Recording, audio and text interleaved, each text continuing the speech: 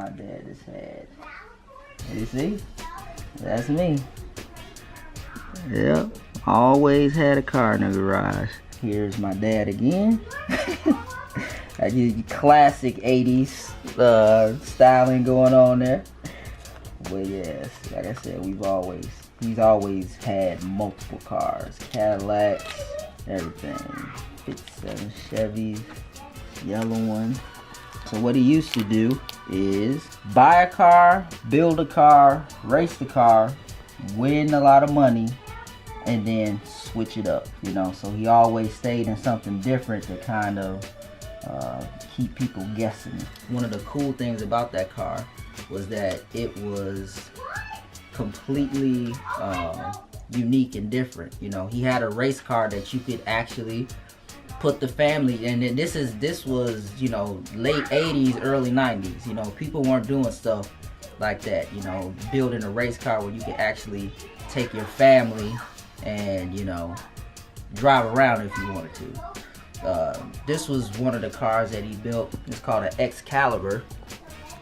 That's how the car looked before. It was just a shell, you know, hardly anything there.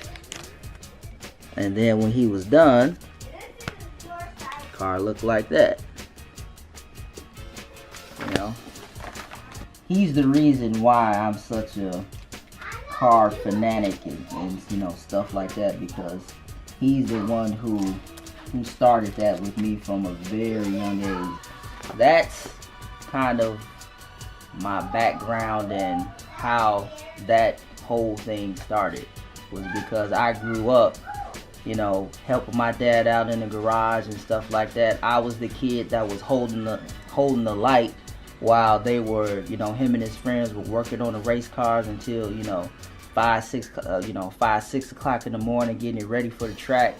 And funny thing is, actually, I raced my dad with my first race car that I built, and he was actually, like, him and his friends were shocked. They were like, man, we didn't know that you know, knew how to do stuff like that. And I was like, I watched you guys do this kind of stuff all the time growing up. And they were like, man, we didn't think that you were actually paying attention. I'm like, yeah, I actually was. So yeah, it's kind of a cool story. But yeah, now let's go check out the garage. So here's my little race car that I'm building,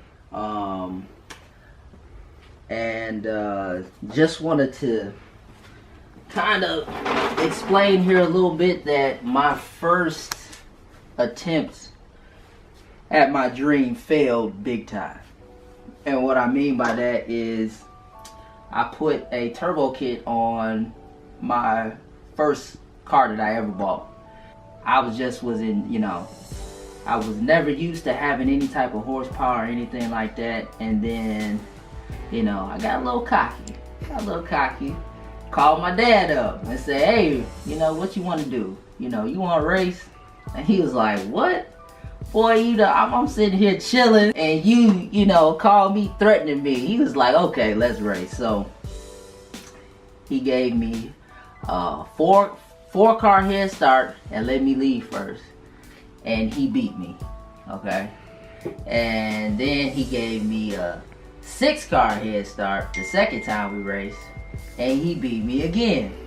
And I was so like, oh, so deaf, like my pride hurt so bad because his friends were there too, and his friends talked like mad shit. So they were all talking, and it was like, I couldn't even say, like, my sisters were there, my brother-in-law was there, so it was like, man, I didn't let everybody out, you know. But that's kind of what kicked everything off too. I was like, I just didn't like that feeling that I had of like getting beat, so I decided to, you know, I'm gonna go all out on this car and stuff like that. There's a couple of things that I failed on, but the biggest one was I did too much at one time. I completely changed a completely built engine. I changed the car from automatic to 6-speed, a built transmission, you know, fuel system. I did everything at one time, and it was not a proven platform. So basically I spent like 6 years trying to build this race car, and it wasn't proven, and I just kept running into problem after problem after problem, and eventually the build wasn't fun anymore. I wasn't like, if that's what my dream was, I didn't want it anymore. The final straw was we were trying to get the car started, and I ended up finding out that my standalone computer was incompatible with the engine, so it was never gonna start. Kind of throughout the process, one of my best friends, Louis, was telling me, hey, you wouldn't have these problems with a rotary. And that's kind of the question that kicked everything off, because that really sparked my interest, and I wanted to know why, why did he say that? Doing my research, and I'm like, man, these rotaries are, very affordable. To buy parts for them is not expensive at all. And then I have my boy Louis, who's been an expert at rotaries for 20 years. So I had somebody who I could lean on, who I could ask about, because, like, for example, if you take a look here, that's the engine right there. Most people look at that and go, that looks like a lawnmower engine, or that looks like a transmission, but it's actually, that's the whole entire engine. It's only 80 cubic inches. It's a small little engine, but I love it. I like it. It's very unique. Not a lot of people have this car and stuff like that. And now that I have somebody who has shown me the ins and outs of it and everything, I am extremely happy now. Extremely happy. It basically just reignited that fire and that passion that I had for racing again, because when I was growing up, racing brought the family together. And one of the things that I actually loved was, like, even at the drag strip, it was more of a family community. Like, if somebody broke down or somebody needed help, it wasn't about color or anything like that. It was like, hey, if you need something and I got it, I help you out. And like, I remember that as a kid, and like, growing up, whatever was going on at the time, you would forget about, maybe some things that you were struggling with and things like that. At the track, you were just out there having fun with everybody else. So that's another reason why I'm really passionate about racing, because I hope that, my daughters and stuff love the cars and stuff like that too. So hopefully, that could be a positive experience for them as well. Right now, I've done a little bit, to the car and stuff like that. Put the an aluminum radiator. I changed the manifold, the turbo manifold. This is a 70mm turbo. I changed to an S5 intake, a different throttle body elbow there, and just starting to do a little stuff. This car is being completely redone from front to back. Nothing is going to be, from 1987. I'm changing all of the lines, all the fuel system, everything electrical, all the relays and all that kind of stuff. All that stuff is being changed, so that when this car comes out, I'm not gonna be, in the garage every couple of weeks trying to fix something. This car is basically being over-engineered so that you can just go out, beat the piss out of it, and it just takes it. So all of this right here, I literally cleared an entire shelf to organize all the parts that I have to put on this car. So all this stuff right here has to get put on this car for it to run properly. I have all of the parts. I don't have to go out and buy anything.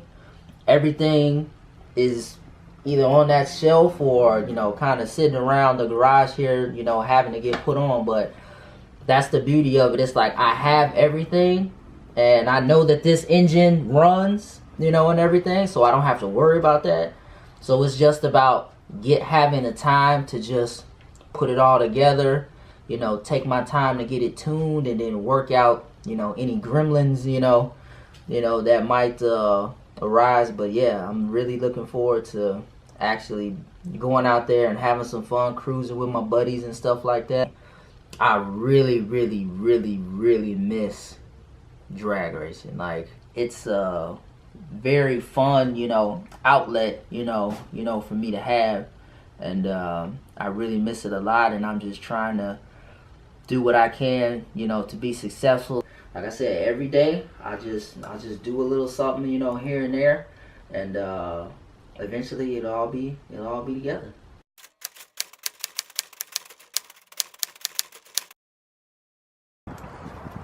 And see, I'm like Yoda to him. I'm the teacher, he's a student.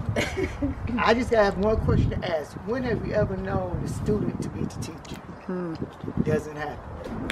Yes, we have raced before, and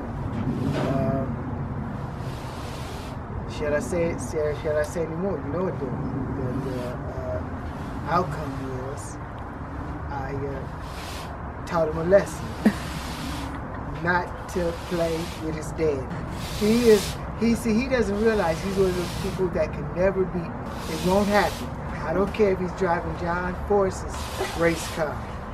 He will not cross that finish line before me. So there's no chance for him to win? Keith. Literally no. We're just going through the formalities. Okay. In the end, he cannot win. Impossible task. Up until his life so far, he's seen some things I've done, so he knows that I'm telling you the truth. That's why he said earlier today that I'll cheat. I won't cheat, I'll just outsmart him. I'll just outthink him on the line. That's called cheating. It's about time now I teach him a lesson as a man. You don't mess with a sleeping giant. You're supposed to know where your place is. And for once and for all, I'm going to show him man to man where his place is. So, you know, I hope he keeps this documentary for years to come. Any other wise words? He should call it off before it happens. Because we all know what the outcome is going to be. I'm not going to do that. I want a crowd. All his friends, everybody. I want them to be there. This is going to be an event, okay? Because I'm preparing. You know, it's either going to be great or it's going to be catastrophic. All the family going to be invited, all my friends. So it's going to be it's definitely going to be an event.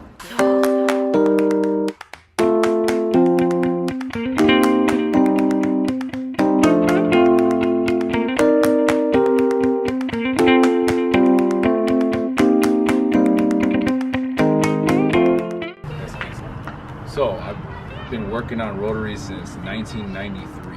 The thing I like about rotary engines over all other engines is it's extremely simple. There's 3 major moving parts in the motor. They make a whole lot of power for the displacement. You know, they only displace 1.3 liters, and you can get 1,400 horsepower out of one of those engines. You can get cheaply. You can make power on them very cheaply. Like you can take this a factory engine and bolt some parts on it and go fast, have fun on the track. Small, lightweight. They can fit in multiple different cars. You know, you can swap them into so many different cars. It makes power different than piston motors. Mm-hmm. They don't.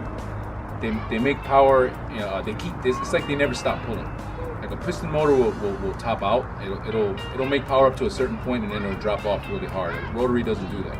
I met him through another friend of ours whose name is also Keith. His love for rotaries, it just came out of nowhere. He used to have a Scion TC that I was helping him put together, and it didn't work out for him. And I made one statement to him. I said, if you had a rotary, you wouldn't have these problems. That's all I said. And all of a sudden, he just became this rotary fanatic. And YouTube videos, and now he has this, and he bought a whole bunch of other stuff. So he blames me for his fanaticism, but I really didn't have anything to do with it.